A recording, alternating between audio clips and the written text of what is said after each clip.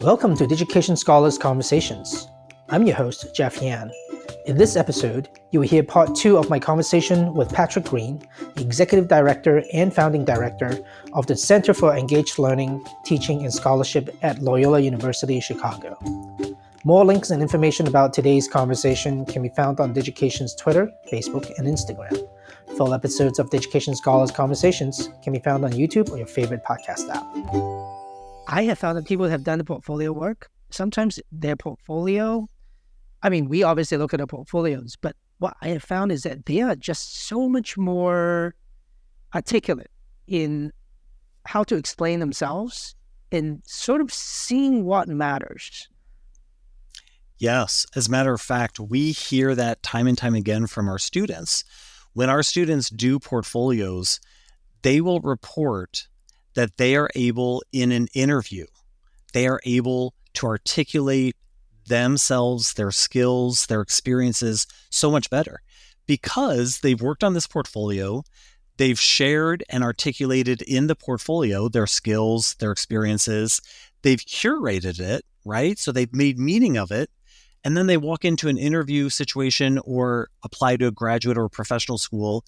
They can articulate this and they are leaps and bounds ahead of other candidates because they've worked on a portfolio. And we hear that from students all the time. They'll come back and they'll share with us, that portfolio I did, it helped me get this experience. It helped me get into this graduate or professional school. It set me apart. I went into this interview so much more prepared because of that portfolio. So we know it has an impact, but what's so interesting is the way it has an impact. It's not that all of the sudden the portfolio got that experience. It's that it enhanced their communication and meaning making of their skills and their experiences and all of the different assignments. It just completely allowed them to communicate themselves better. So I want to switch a little bit. We don't have to talk about portfolio the entire time, although I would love, with you, I feel like I can just talk about it for hours. But I want to save just a little, at least I want to spend some time on talking about, experiential learning and community-based learning, service learning, and so on. For those who might be listening and are not familiar with all of those things, or maybe they've heard it, but, they weren't personally, have those experience, or maybe some of us, they've never been exposed. What do you, because that's your job, that's your day to day. What do you tell them? What is so cool about these things? Why are they high impact practice? And how does that relate to portfolio and the things that we talked about? Yeah. Thanks for that question. So, community-based learning or service learning, and I use those terms interchangeably, is a form of teaching and learning where you engage students in the community, doing some type of community-based work, whether it's direct service, volunteer work, or indirectly working on a community project, then allowing the students to reflect on that experience and connect it directly back to whatever they're studying. And so service learning and community-based learning for the past 3 decades has been a really powerful form of teaching and learning because not only has it brought students learning to life, so whatever they're studying has been brought to life, it also has allowed the community to be seen as a really important player in the educational enterprise. So the community becomes a co-educator. And by the community, it could be a community organization. It could be members of a neighborhood or a nonprofit organization. And the wisdom and experience and knowledge that resides in the community is really brought to the forefront. And as students are working with members of the community or with a nonprofit organization, they're also addressing the priorities of the community. So what really makes service learning or community-based learning unique is it emphasizes both the learning of students and the priorities of the community. I think more broadly, the term experiential learning is really an umbrella term for lots of different types of teaching and learning. And so service learning, community-based learning would be an example, but you also have internships. You also have global experiences or study abroad experiences. You also have undergraduate research. So experiential learning tends to be just a broad term that encompasses an experience that students have over time, and then deep reflection on that experience, certainly assessment and evaluation of the experience, and then I think with experiential learning, always connecting it back to the topic at hand or the theme of the course, what is being studied. And the reason that all of these types of experiential learning are often referred to as high impact learning, again, just as I mentioned with learning portfolios, is because it's about deep learning, so learning that transfers and is integrated over time. And I think portfolios play a key role in that because of that critical reflection piece. So all of these types of high impact learning require critical reflection, and portfolios are one of the ideal modalities for that critical reflection. But my life's work has been really focused on creating community-based learning, service learning, experiential learning opportunities for students. Again, I think, as you asked at the beginning of our conversation, Jeff, I found my intersection, my passion at that intersection of community and higher education. But at that intersection, I also saw the robust cultural and social capital of the community, along with the cultural social capital of the higher education, and how both of those in that intersection, in working together, could be elevated and celebrated. And that's where knowledge can be co-created through community-engaged research or community-based research, through community-engaged teaching and learning. So for me, I found my passion. I didn't have the words for any of this when I was going through it, right? I had to go through several journeys before I even had the language or the words to describe to you, this is the work, this is where my life passion is, community-engaged teaching and learning and research. If you had asked me that, 20 years ago, I didn't have that language. And so for me, it has been a journey as I discovered some of my life passions. It has been a journey for me to then also say, oh, this is what I'm interested in, and wanting to provide these opportunities for students, but also to provide these opportunities for faculty.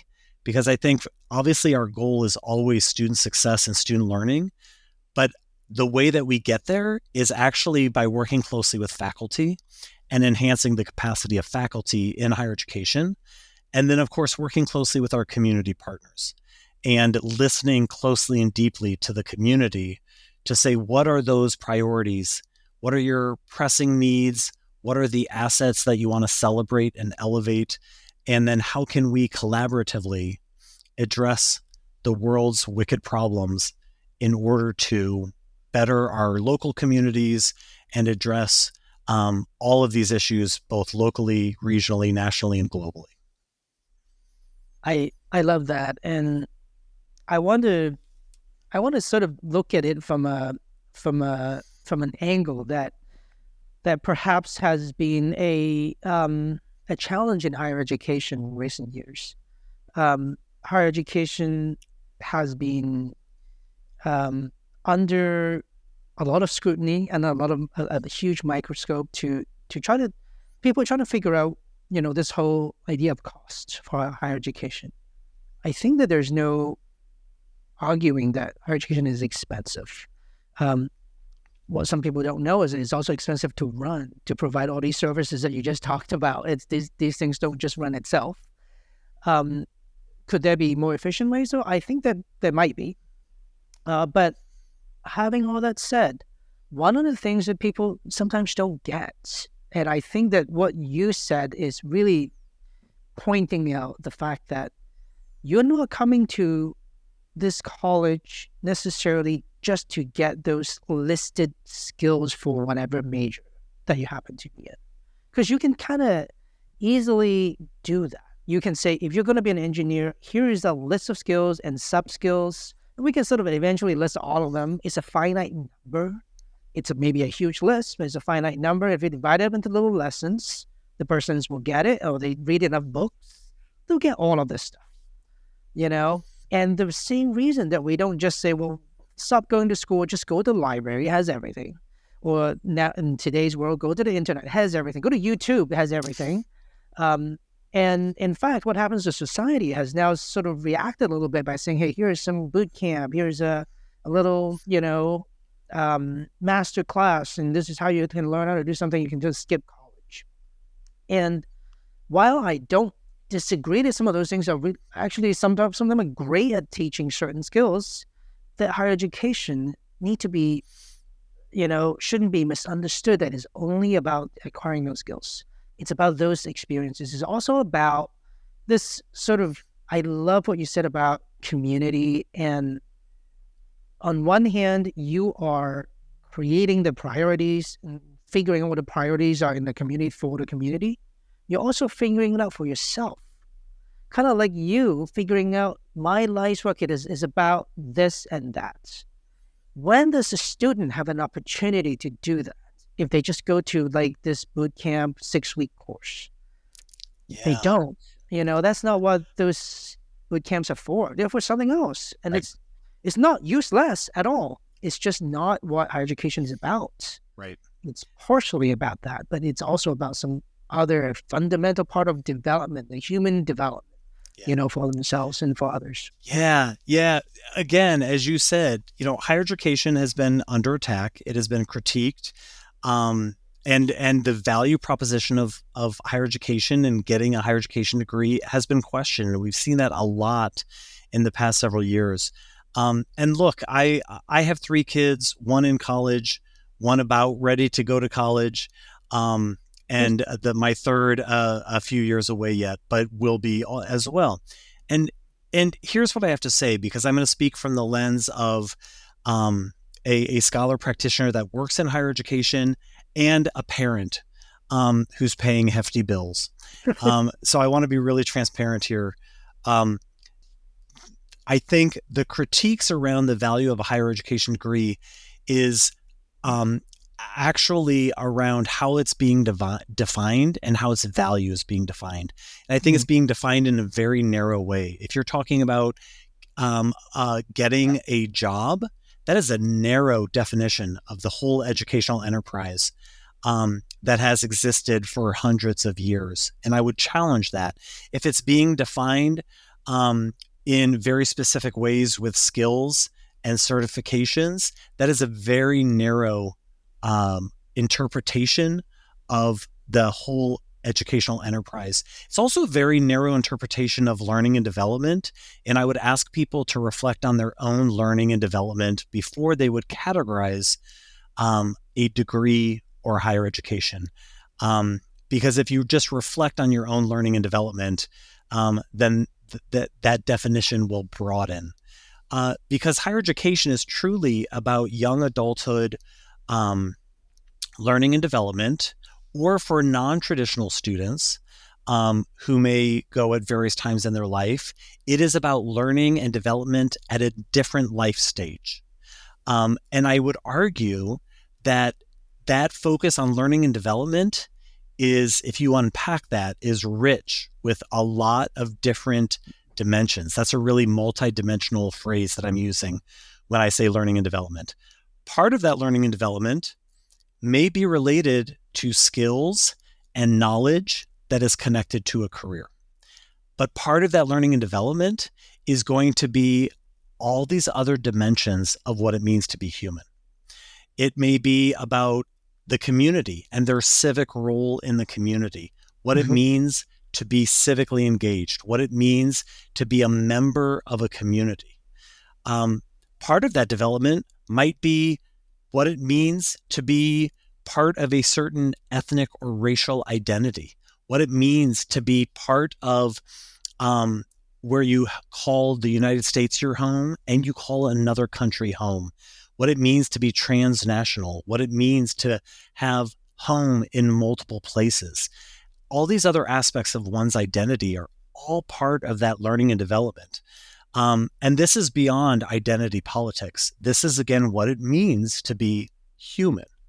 And as people begin to identify for themselves the meaning and meanings that they have in life, the priorities, where they spend their time, where they spend their money, where they value and what they value, as they explore all of that, that happens in an environment in higher education. And that environment is a structured environment. It is a safe environment. It is also an environment that is built intentionally and strategically so that individuals can explore that, so that individuals can also open their minds to new frames of reference, to new perspectives. And all of that is behind the intention of higher education and that learning and development. And so, for me, when I hear the critiques around the higher education, around the value proposition of a college degree, however that may be defined, if it's defined economically and by price point, if it's defined by the career and job numbers, for me, part of the answer is in community-based learning and experiential learning. Because the intentionality of the connections that are created for students through community-based learning and experiential learning, these are curated experiences that students can't get on their own in the same way, in the same guided and structured way. And I think some people would argue with that and say, sure, a student could get an internship on their own. Yes, but is it an educational internship? Is it an academic internship that is curated, connected to a class that you see offered like at Loyola University Chicago or at other institutions, right? So again, these are curated experiences that students can't get in other ways.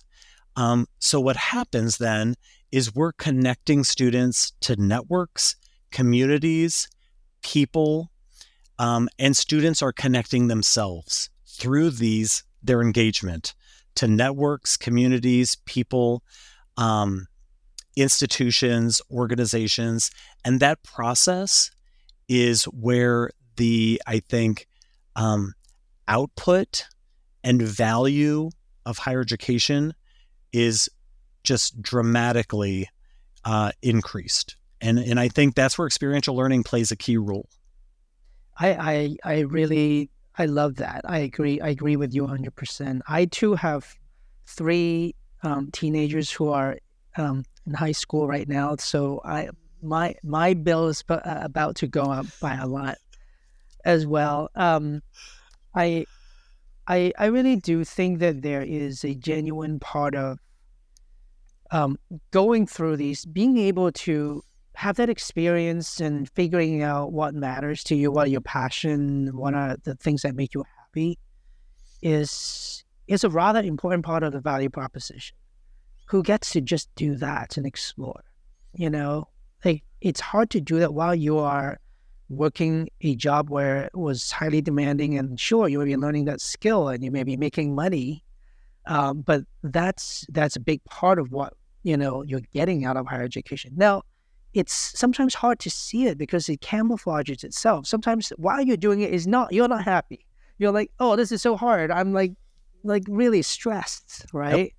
Yep. But ultimately, though, I think you and I believe in the long term, that's what's going to bring happiness to that individual, is when you become, you go through that phase of just like when Patrick Green went through the phase of figuring out, this is what I'm about. This is what my life's work is going to be about, right? But it doesn't come for free. It doesn't come easily, at least for most people. You have to really work at it.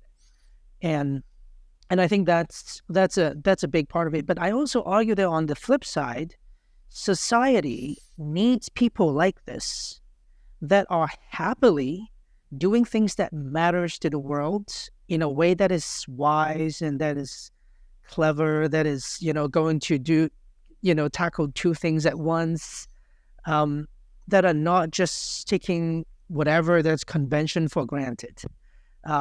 Right. And so So in order for that to happen, you really need these two areas. I mean, you want them to be happy people, figuring out what matters to them, and hopefully align that in such a way that will also address the priorities of community. And now you have a generation of people who are going to be knowledgeable, who are able to learn because they went through that reflective learning, critical reflection, experience, and are willing to dedicate their lives towards something that's going to be good for the world. I mean, that to me seems pretty worthwhile. absolutely. And what do we know about people? We know people need meaning and purpose in their life. So how do we provide space for them to explore, what is meaningful and purposeful for you? Where do you find meaning and purpose? And how can you connect that with your work, right? Now, for some people, they may connect that to their hobbies, to avocations, and they may choose to do work in another direction. That's fine. However you find meaning and purpose, make sure that that is something that you center, in your life. And I think the reality is that we know that work is important also for a paycheck, for the ability to pay for the necessities in life, to live safely, healthfully, and comfortably. And so this is in no way to dismiss the necessity of work. This is simply to elevate the dignity of work. And so to allow people to recognize dignity in all work, I always make sure and for my children growing up to make sure that they thank those in the service industry, because without them, we wouldn't be able to go to a restaurant, to function in an airport properly and use the facilities. Always thank those individuals, and the dignity of their work allows us the privilege to use the bathroom, to sit down at a restaurant. That is incredibly important for us to remember. And I think for us, elevating the dignity of work is not only about honoring the multiple functions of work across all sectors of the economy, it is also about recognizing that we hope people are able to find meaning and purpose in their work, and that they see it as a contribution to the larger society, however that may be. The contribution of the individual who cleans the bathroom is the biggest privilege that we have in this country to be able to utilize. If you look around the world and how others around the world live, it is a privilege that we are able to use a functional, clean bathroom. And it is because of our brothers and sisters working in the service industry who have taken on that job and do it well. That is dignity in work. It also is an example of that is meaning and purpose. And we hope that individuals in all types of the service industry, all types of jobs, professions, and all sectors of the economy, may they find not only dignity, but meaning and purpose in their work. Speaking of sort of higher education values and so on, there are a lot of contemporary higher education pressing issues out there. Certainly in the last few years, we've seen after George Floyd a reinvigoration of conversations around racism, identity. There's there are things like the Me Too movement that have also started other kind of conversations. There's AI looming over everyone and everywhere in the world, including education and higher education. what are some of the pressing issues that you, as a leader in in a prominent university, what do you see that you can share, and what is on the top of your mind? Yeah. So thank you for naming some of those pressing issues. I would underscore a commitment to diversity, equity, inclusion, and justice. The narrative has changed significantly. We have been forced to reckon with racial injustice. Although our brothers and sisters whose lived experience has been one of racial injustice, especially the BIPOC community, I would say has been communicating this for decades. We have been forced with the murder of George Floyd and countless others to reckon with this and to face that racism is an aspect of our country, of our culture, of our global community, although it shows up in different ways in different cultures. And I think that within higher education, that is something that we have to face and have some really uncomfortable conversations, present and future. So I think the reckoning of racial injustice is definitely at the forefront. I think the other element that we have to really reckon with is the environmental injustice and environmental sustainability. Loyola is a leader in environmental sustainability.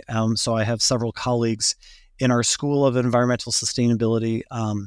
But, the climate change and environmental injustice that exists is certainly on the minds of this generation of college students and of young professionals who are really trying to lead us in change to address, I think, environmental injustice and climate change issues. And I think the third element that I would say is really at our that higher education has to deal with is the Rogers Park community that Loyola University Chicago is in is a community of immigrants and refugees. It is one of the most diverse communities in the United States of America. And so with that comes great cultural wealth as students are able to interact with members of the community who speak different languages, have fantastic options for restaurants from a variety of different cultures.